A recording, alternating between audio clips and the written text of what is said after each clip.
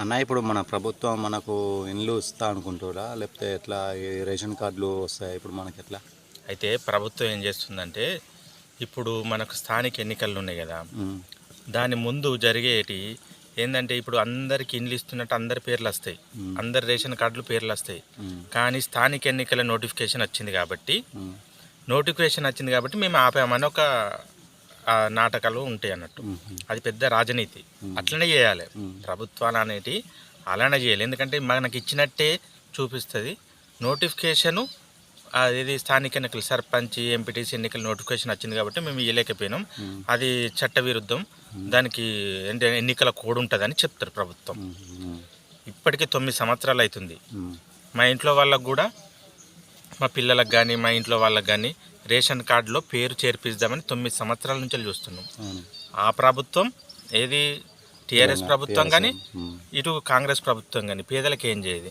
అదే కోట్ల రూపాయలు ఉన్న వాళ్ళకు మాత్రం ఆ రుణమాఫీ కావాలి, రైతు బంధు కావాలని ఎప్పుడు డబ్బు ధనవంతుల గురించి భూస్వాముల వ్యవస్థనే నడుస్తుంది. పూర్వం భూస్వాములవే పెత్తనం చెలాయించారు, ఇప్పుడు భూస్వాములదే నడుస్తుంది.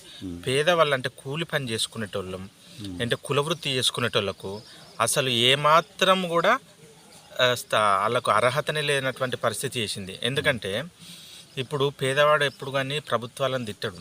అదే భూస్వాములు అయితే మాకు రైతు బంధు వేయలే, మాకు రుణమాఫీ చేయలే, అన్నీ కేసీఆర్ గాడు, రేవంత్ రెడ్డి గాడు, మోడీ గాడు అని తిట్టేదంతా వాళ్ళే భూస్వాములే తిడతారు.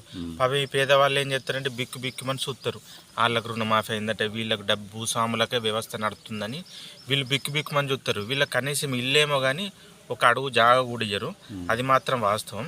ఇప్పుడు మాత్రం మీరు వస్తాయని భ్రమపడతారు అంతే మాత్రం, కానీ మీకు ఎటువంటి రావు. రేషన్ కార్డుల పేర్లు ఎక్కువ, మీకు ఇల్లు కట్టుకోవడానికి ఇయ్యరు, నోటిఫికేషన్ మాత్రం ఇస్తారు.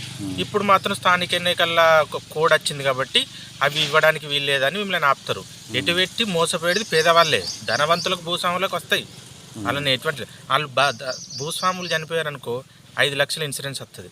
అదే పేదవాడు చనిపోతే కాలేష్టానికి కట్టెలు ఉండడం లేనటువంటి పేదవానికి ₹1 రావు. అది పరిస్థితి. ఈ భారతదేశంలో, మన దేశంలో, మన రాష్ట్రంలో ఒకవేళ కానీ యుద్ధం వస్తే, భారతదేశం యుద్ధం మాత్రం వస్తే పేదోడు మాత్రం చచ్చిపోవడం గ్యారంటీ. అటు పెట్టి ఇటు పెట్టి పేదోడే నష్టపోతాడు, భూస్వాములు మాత్రం నష్టపోరు. థ్యాంక్స్.